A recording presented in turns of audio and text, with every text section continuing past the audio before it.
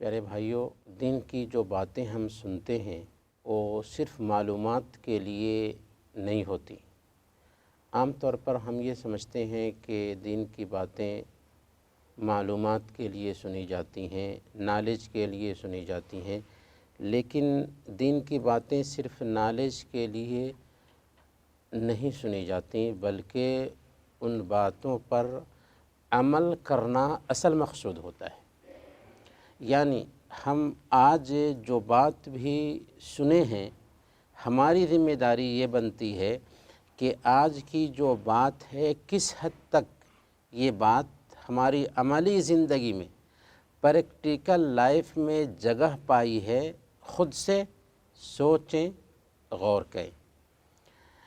اس حوالے سے ہم میں سے اکثر لوگوں کے اندر کوتاہی پائی جاتی ہے۔ حالانکہ صحابہ کرام کی زندگی میں آپ جھانک کر دیکھیں گے تو جو بھی سنتے تھے اللہ کے نبی صلی اللہ علیہ وسلم کی مجلس میں، کچھ بھی پڑھتے تھے، کچھ بھی سیکھتے تھے، تو کوشش ان کی یہ ہوتی تھی کہ یہ چیز جو ہم نے سیکھی ہے ہماری زندگی میں آ جائے۔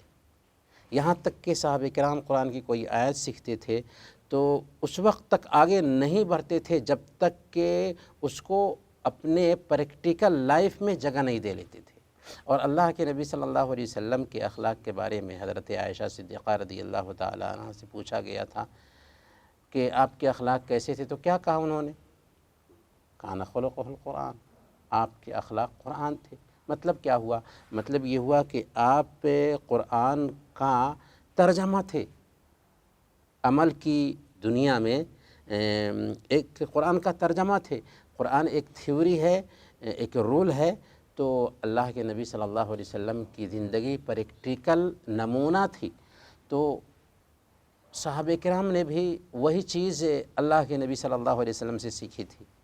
اسی لیے ہر صحابی کی زندگی میں آپ جھانک کر دیکھیں گے نا تو یہ صفت نظر آئے گی کہ وہ جو بھی سیکھتے تھے کوشش کیا کرتے تھے کہ اس کو اپنی عملی زندگی میں برت لیں۔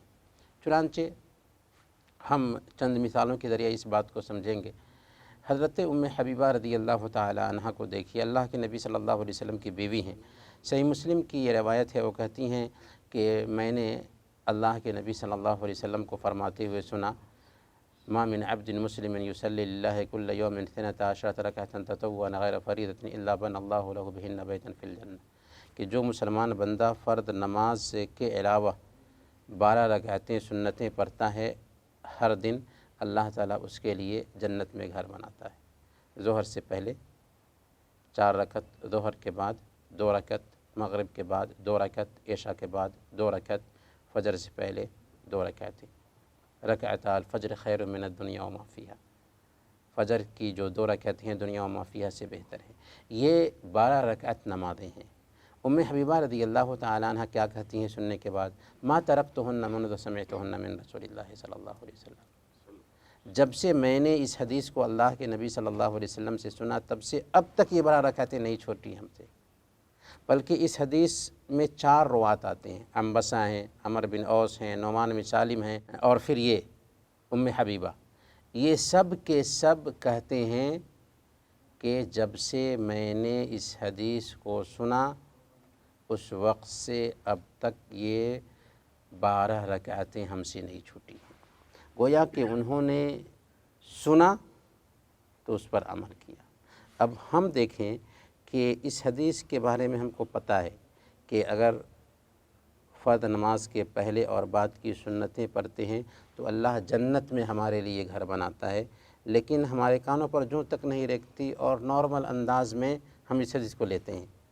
اپنے پریکٹیکل لائف میں جھانک کر دیکھیں تو کیا واقعی ہم ان سنتوں کی پابندی کرتے ہیں؟ اگر نہیں ہو رہا ہے اس پر عمل تو ہمیں آج سے کرنا ہے، انشاءاللہ کریں گے۔ دوسری مثال لیجئے، اللہ کے نبی صلی اللہ علیہ وسلم کی بیٹی حضرت فاطمہ رضی اللہ تعالی عنہ گھر کا کام کرتے کرتے تھک جاتی تھی۔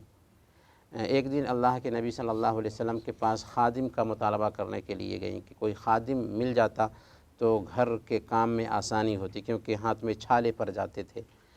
اللہ کے نبی صلی اللہ علیہ وسلم کو نہیں پایا تو عائشہ رضی اللہ تعالی عنہ سے جو مراد تھی کا سنایا۔ جب اللہ کے نبی صلی اللہ علیہ وسلم گھر آئے تو عائشہ رضی اللہ تعالی عنہ نے فاطمہ رضی اللہ تعالی عنہ کی ساری بات بتا دی اللہ کے نبی صلی اللہ علیہ وسلم کو۔ اللہ کے نبی صلی اللہ علیہ وسلم رات کے وقت جب خبر سنتے ہیں تو اپنی بیٹی کے گھر آتے ہیں۔ حضرت علی اور حضرت فاطمہ دونوں سونے کی تیاری کر رہے تھے، ان کے بیڈ پر بیچ میں بیٹھ گئے اور کہا کہ کیا میں تم دونوں کو وہ چیز نہ بتاؤں خیر لکما من خادم، جو تم دونوں کے لیے خادم سے بہتر ہو۔ اور پھر کہا کہ سونے لگو تو 33 مرتبہ سبحان اللہ، 33 مرتبہ الحمدللہ اور 34 مرتبہ اللہ اکبر کہہ لو۔ یہ وظیفہ دونوں سنتے ہیں اور ہم لوگ بھی سن لیتے ہیں۔ حضرت فاطمہ اور حضرت علی رضی اللہ عنہما اس وظیفہ کو اپنی زندگی میں اتار لیتے ہیں اور کبھی بھی نہیں چھوڑتے۔ یہاں تک کہ حضرت علی رضی اللہ تعالی عنہ سے پوچھا گیا ولا لیلۃ الصفین، کہ کیا صفین کی رات بھی یہ وظیفہ کا اہتمام کرنا آپ نہیں بھولے تھے؟ کہا کہ صفین کی رات بھی، جو پریشانی کی رات تھی، اس رات بھی اس وظیفہ کا اہتمام کیا تھا۔ تو کیسے انہوں نے بات سنی اور اس وظیفہ کو اپنی زندگی میں اتار لیا۔ ابھی کل پرسوں ایک حدیث سنی تھی حضرت جریر بن عبداللہ البجلی رضی اللہ تعالی عنہ کی، جو اللہ کے نبی صلی اللہ علیہ وسلم کے حوالے سے کہتے ہیں کہ میں نے اللہ کے نبی صلی اللہ علیہ وسلم سے بیعت کی کہ نماز قائم کروں گا، زکوٰۃ دوں گا اور ہر مسلمان سے خیر خواہی کروں گا۔ ایک آدمی سے جانور خریدنے کے لیے جاتے ہیں، وہ 300 درہم میں خود اپنے جانور کا ریٹ ڈالتا ہے، لیکن وہ 300 درہم میں نہیں خریدتے، کہتے ہیں کہ اس جانور کا ریٹ جو ہے نا 300 درہم نہیں ہے بلکہ 800 درہم ہے۔ چنانچہ 800 درہم میں اس جانور کو خریدتے ہیں اور کہتے ہیں کہ میں نے اللہ کے نبی صلی اللہ علیہ وسلم سے یہ بات سنی تھی کہ ہر مسلمان کے ساتھ میں خیر خواہی اختیار کروں گا، آخر میں تمہارے ساتھ خیر خواہی کیسے نہ اختیار کروں۔ حضرت ابو امامہ الباہلی رضی اللہ تعالی عنہ صحابی رسول ہیں، اللہ کے نبی صلی اللہ علیہ وسلم کے پاس آتے ہیں اور اللہ کے نبی صلی اللہ علیہ وسلم سے کہتے ہیں کہ یا رسول اللہ کوئی ایسا عمل بتائیے جو مجھے جنت میں داخل کر دے۔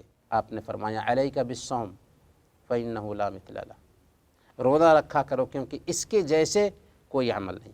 حضرت ابو امامہ الباہلی رضی اللہ تعالی عنہ کی عادت اس کے بعد یہ ہو گئی تھی کہ اکثر دنوں میں وہ روزہ ہوتے تھے، یہاں تک کہ ان کے بارے میں یہ بات مشہور ہو گئی تھی کہ دن میں اگر ان کے گھر سے دھواں نکلے تو لوگ سمجھ جاتے تھے کہ آج ابو امامہ الباہلی کے گھر میں مہمان آیا ہے، ورنہ دن میں کھانا نہیں بنتا تھا ان کے، اور خود وہ ان کے گھر کے سارے افراد اکثر دنوں میں روزہ سے ہوتے تھے۔ کیوں؟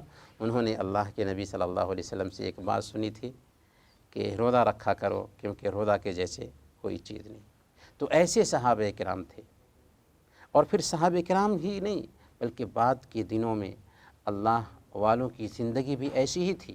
شیخ الاسلام ابن تیمیہ رحمۃ اللہ علیہ کے بارے میں آتا ہے، خود ان کے شاگرد ابن قیم رحمۃ اللہ علیہ بیان فرماتے ہیں کہ انہوں نے جب یہ حدیث پڑھی من قرأ آیت الکرسی دبر کل صلاۃ مکتوبۃ لم یمنعہ من دخول الجنۃ الا یموت، کہ جو آدمی ہر فرض نماز کے بعد آیت الکرسی پڑھتا ہے تو اس کو جنت میں داخل ہونے سے موت کے علاوہ کوئی چیز نہیں روکتا۔ ابن قیم رحمۃ اللہ علیہ فرماتے ہیں کہ ہمارے استاذ ابن تیمیہ کے بارے میں مجھے یہ بات پہنچی کہ جب سے یہ حدیث انہوں نے سنی تب سے اب تک انہوں نے اس وظیفہ کا اہتمام کرنا نہیں چھوڑا، یعنی ہر فرض نماز کے بعد آیت الکرسی پڑھنے کا اہتمام۔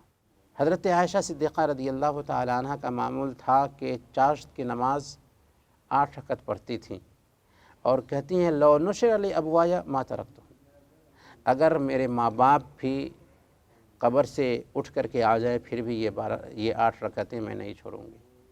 تو کہنے کا مطلب یہ ہے کہ دین کی باتیں اصل میں عمل کرنے کے لیے ہوتی ہیں، صرف سننے کے لیے نہیں ہوتی۔ اور ہم لوگ کیا کرتے ہیں کہ اس کان سے سنتے ہیں اور دوسرے کان سے نکال دیتے ہیں۔ جو باتیں ہم سنتے ہیں ان کو یاد کرنے کی کوشش کریں، حدیثیں جو سنتے ہیں ان کو یاد کرنے کی کوشش کریں، یہاں تک کہ اس درس کو ریکارڈ کرنے کا اہتمام کیا جاتا ہے۔ اس درس کو اگر ہم بعد میں سنیں گے تو جو باتیں ہوئی ہیں ان کو ہم یاد کر سکتے ہیں، اپنے فیملی کے افراد میں اس کو شیئر کریں، اور پھر سب سے اہم کام جو کرنے کا ہے وہ یہ ہے کہ ہم جو کچھ بھی سنتے ہیں کوشش کیا کریں کہ اگر یہ باتیں ہماری زندگی میں نہیں ہیں تو اپنے پریکٹیکل لائف میں ان باتوں کو جگہ دینے کی کوشش کریں۔ جن لوگوں کے لیے ہم 24 گھنٹہ محنت کرتے ہیں وہی ہمارے رشتہ دار ہمیں آنکھ بند ہونے کے بعد غسل دیں گے، کفن پہنائیں گے، کندھے پر لا دیں گے اور تنگ و تاریک کوٹری میں سلا کر آ جائیں گے، اور پتہ نہیں کہ موت کب آ جائے۔ کوئی آدمی اپنے بارے میں گارنٹی نہیں لے سکتا، اس لیے جو زندگی باقی ہے کچھ عمل کرنا چاہیے۔ اللہ تعالی ہم سب کو اسی توفیق عطا فرمائے، آمین۔ وصلی اللہ علی نبینا محمد وعلی آلہ وصحبہ۔